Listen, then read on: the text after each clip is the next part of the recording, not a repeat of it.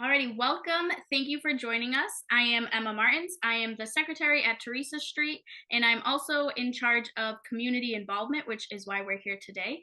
I'm here with NorthStar, and they're going to tell us all about our program, their program, and our partnership for our upcoming golf tournament.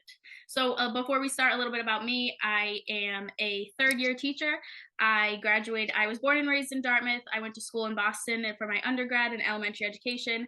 I then joined Teach for America and got placed down in Miami, where I got my master's in education and social change. And I currently teach fourth grade math, science, social studies, and a little bit of reading here in Miami-Dade Public Schools. Wow. So with that being said, please introduce yourself and let us know your role with NorthStar. All right, I'll pop in. So my name's Megan Bartel. I am the Director of Clinical Services at NorthStar Learning Center. I am a licensed independent clinical social worker in the state of Massachusetts. So I provide therapeutic care to individuals in the New Bedford community, as well as oversee the day-to-day functioning of our mental health outreach program and clinic, and help find ways to interweave mental health awareness and care into our programs that fall under the North Star umbrella.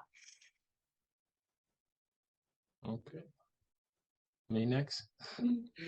Hello, everyone. My name is Tom. My name is the director.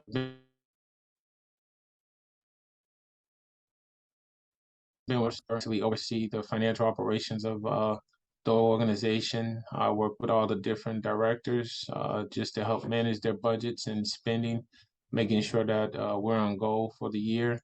I get involved in a lot of we have a capital campaign project going right now. We're doing the EEC building. We're building a state-of-the-art EEC building, which is going to take the organization and the community to a different level. This particular facility, NorthStar Learning, has been in existence since 1975. I'm just happy to be part of this particular team because I know a lot of the pioneers that paved the way. Mr. Bob French, I always like to put his name out there because he was a pioneer. He was a Caucasian individual that is very into Black and brown kids and trying to support and help them out and try to fill the gaps in between in regards to education and inequality. He's very passionate about it. This guy, he holds degrees from PhDs from Harvard, and he's well known in the community and across the country with a lot of his work. But as far as I'm concerned, I come in and like I said, I manage the day-to-day operations of the organization as it continues to grow and add new dollars to the bottom line. So it's a great place to be. That's awesome. I'm so glad to hear. Thank you both for joining us today. So a little bit about why we're here. We are throwing a golf tournament on October 23rd. We currently have 18 teams signed up. We have 11 different sponsors, and so far we have $6,000 raised, and all that money will be donated to you guys. So our job here today is to just help the community understand what we are donating to. So if I'm not mistaken, we're donating to the new building. Now, is it EECC or EEC? EEC, Early Education Childhood Center. Okay, so if you don't mind telling us a little bit about what that center is going to be like, what's going to really be housed there, and how our donation is going to help. Well, the donation is going to help. I think this facility is going to be a staple in the community because I don't think they're going to have a facility. I don't think they have a facility like it in this particular area. I think it's going to be a model for Bristol County, not just New Bedford, but it's going to support the different areas. I think Fall River, Dartmouth. I always say the greater New Bedford community is going to be welcome to send their kids to that particular facility. But there will be classrooms where the staff, a lot of the staff have a lot of experience. Like, these aren't new teachers. These are individuals that have been put blood and sweat, tears into this organization, been here for over 15, 20 years. So they're really dedicated to the work. and they're excited about this facility because they know that they're becoming part of history. I think this right now there are a lot of individuals that have donated to help the organization build this facility because I think everybody's rallying behind the call, which is called the Basics South Coast Basics Initiative, and that I think it's led by NorthStar, but there are other community partners that are excited to participate not only financially but volunteer to make sure that this initiative happens because the impact that it's going to have on the community. One of the best things is Miss Megan Bartel and the mental health team. Having Megan on staff, adding that support is critical for a lot of these young individuals to be able to come somewhere within the community where they can deal with professionals that know what they're doing, that are licensed, that will provide the support to help them, get through some of the struggles that they have to deal with day to day.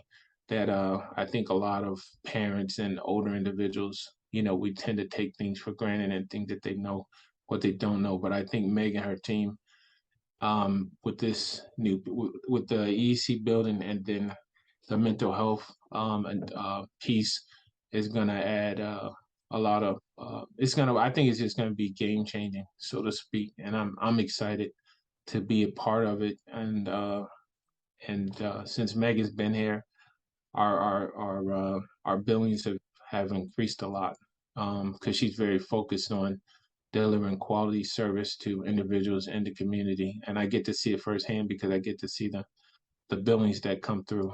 Um, but I think it's just an exciting time for New Bedford and the organization because the organization's been around since 1975, Wow. and they've always been innovative with the wraparound programs that they offer, the supports to kids at high schools, not just in New Bedford, but in Boston. I know that they've done workshops and things in various cities. I've been with North Star when they did a workshop in Chicago. So the organization's known, and I think in the nonprofit arena, with doing different things in different cities, and they're definitely known within New England. They don't do a lot right now. There's not a lot of advertisement and things of that nature, but those individuals that have been around the community, they know North Star. When you say the name, they recognize the organization because they're known to deliver quality programs to the community. That's incredible. I'm super glad to hear about the outreach between the different communities. I know it doesn't end on one city line, so it's really great to hear how strong North Star's branches are spreading along all of New England. Can you talk to me about the timeline for the center and how the fundraising is going so far? When do you guys think you'll be, or what is the goal for opening up, things like of that nature? Right now, I think the goal was right now there's a gap that the organization's filling, but I think the goal was to try to break ground this spring is a target goal right now, depending on if some of the I'm gonna say institutional individuals that have larger money that are at the table looking at the project. If they come through, then we're looking to break ground. I think they said in the spring of 2023. Right Awesome. now, that's I mean it's a lofty goal, but it's one that everybody's working hard to try to make that happen. So we have it's been in existence. There's a lot of money that's been raised from private people as well as just average people donating because they believe I think in this initiative. That's awesome. Megan, I was wondering if you could talk to us briefly about what are some of the challenges that you're finding our youth of the South Coast are facing? Some that like specifically you keep seeing over and over to say? Sure. Yeah. So I have been in this field for over 5 years. I started as a crisis clinician working for emergency services. I've done school based work.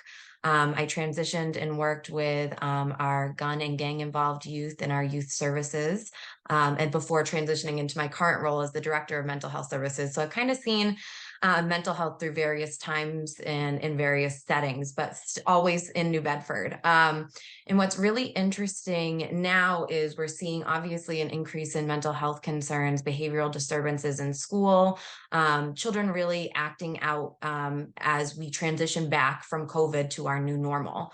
And that's been a big increase in, feelings of suicidality, responding to that in our community.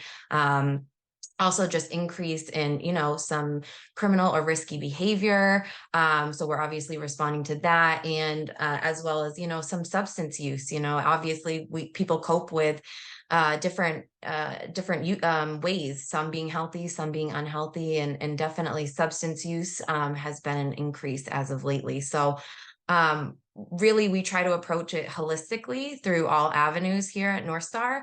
So one of the best aspects about that is being able to have some school-based clinicians. So we're able to provide schools with clinical supports to provide individual psychotherapy to students and scholars, as well as provide administrative support, observation and feedback, and professional development opportunities for staff. Mm-hmm. So we approach it from that avenue. We also have insurance-based billing, so providing quality care and culturally competent care to individuals across the lifespan who carry various insurances, and we do offer pro bono services as well.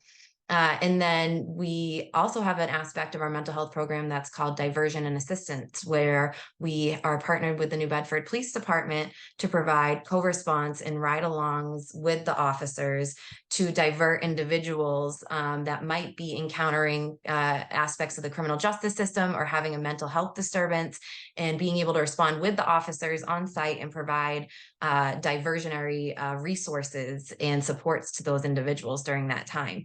So we're really trying to approach things from all different angles, and what better place than at NorthStar, where there's a variety of programming. So even just under the umbrella of NorthStar, we have the early education and care centers, we have our youth services programs, we have our prevention and intervention programs, and we have our mental health clinic. So what I have done under my directorship is really implementing clinicians into our different school and after school programs. So I have a clinician that will go to our Shawmut daycare location right now and provide hands-on in classroom services with children, do modeling for different teachers, and we do that at various sites to be able to really offer those services and provide a push-in lens. Whereas instead of pulling kids out, we really want them to stay in their environment and build on the strengths and resilience that they have.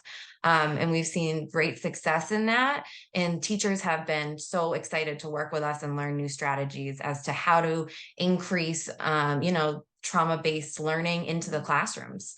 So we're really excited about how this new early education and care center will really expand on that and allow for the mental health services to be more adequately and cohesively intertwined in our new building, which will hold many of our programs. Right now, we're just kind of, going there when we can and we have time in our schedules as clinicians, or when we have people in our schedules, but really being able to have the same building house mental health as well as early education and care allows for mental health to be more seamlessly implemented into the very structure of our new building and program. So we're really excited about that.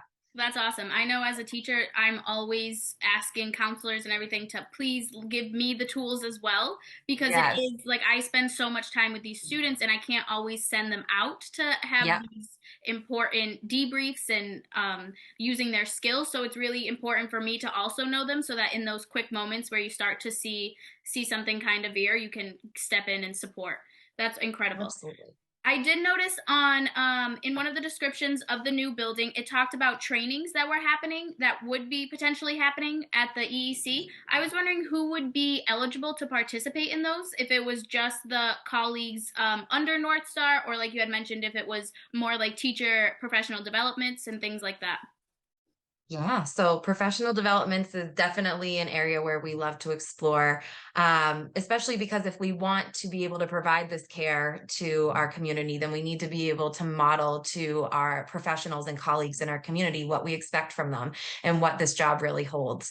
So, our vision for the community aspect of our new center is to be able to offer in-house professional developments and trainings to teachers and caregivers alike, as well as being able to do community offerings as well. So, partnerships or just general community trainings and being able to train our residents and community members in different aspects of even just learning about the signs of trauma, how to respond to that, different resources in the area. So we're really excited about the different ways that we can really trickle that into different avenues. But it will definitely be different opportunities for community members, different ones for community partners, like schools, police department, and as well as carers and teachers in the classroom. So we're really excited for that. That's awesome. One thing, when you talk about going into schools and pushing into schools and schools coming now being able to hopefully come to your new center, what age range are we talking about? I know when you say things like substance abuse and suicidal thoughts, the first kind of instinct is to jump to the older, like a high school.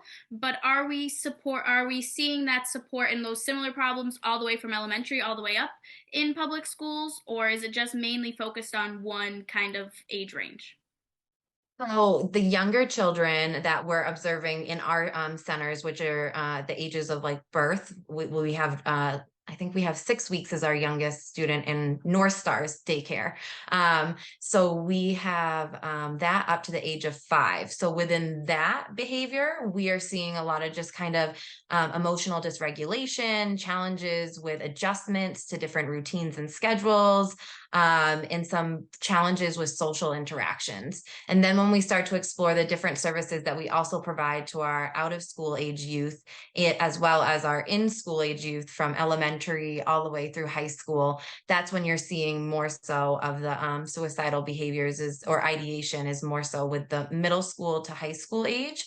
But we have obviously seen it in younger children as well. But yeah, and what makes it really challenging as well is that there seems to be a big shortage of mental health providers in our community. This is something the Boston Globe, different people have touched upon in various ways, is really we're having a lack of providers. So we're seeing a lot of community wait lists approaching 6 months of, individuals waiting for services, waiting for somebody that can fit into their schedule, and then let alone whether you try out the clinician and maybe they don't work for you. That's a big barrier to care that a lot of our community members don't even feel like they have the right to, since they've waited in these wait lists for so long.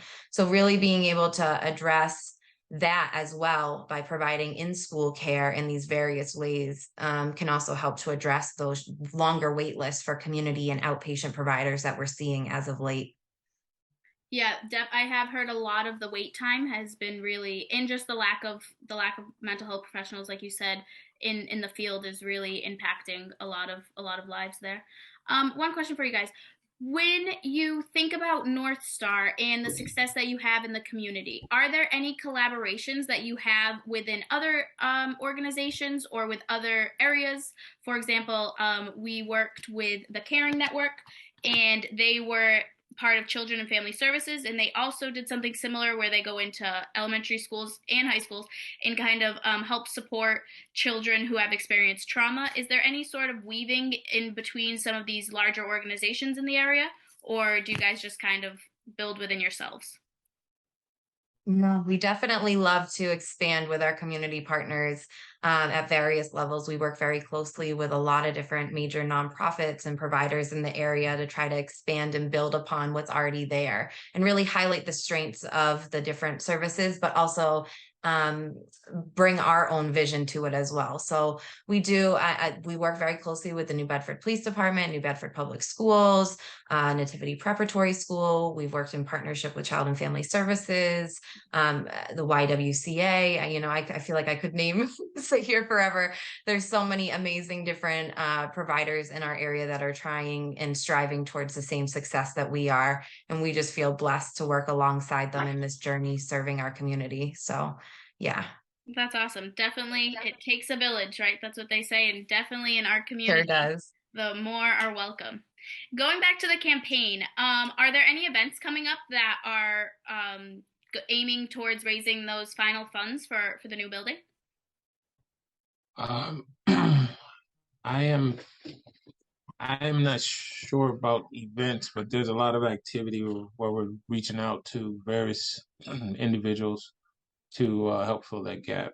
But as far as I know, that I think it was discussions of some fundraising events, but the capital campaign individual, Jody, she's not on the call right now, but she has more of those specific details on the different things that North Star is trying to do to raise those additional dollars.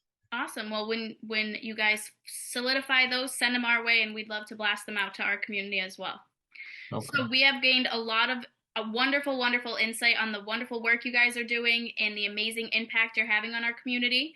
I typically like to end all of our webinars by asking, how can our Teresa Street community help you all? And what would you like to see our partnership grow in the future? Ooh. Um, So, something I would love for your community just to continue to believe and trust in different agencies like North Star that are doing the work, that are on the ground and seeing the change every day, and to continue to, break the stigma around mental health and how we can really integrate that into our existing systems and really break that stigma from our community. So, but thank you for allowing us this opportunity to speak and to get to know you a little bit more too, Emma. Thanks. Thank you. Tommy, anything you'd like to add? no, I would just like to thank you for allowing us to participate on the call. And we're just looking to um, take advantage of this partnership. You know, we don't look at any organization as too small or too large. We're always eager to partner with individuals that are, that have a similar goal and mission to have impacts in low income communities and other communities, but primarily in low income communities, helping to service those individuals' needs because a lot of times they're forgotten, and this organization is extremely focused on working with the disadvantaged population. Awesome. Well, thank you both for being here, and thank you so much for the impactful work that you're doing in our community. It does not go unnoticed, especially by us here at Teresa Street. We appreciate you all, and we appreciate your time. Thank you Well, so much. thank you so Thank much. you so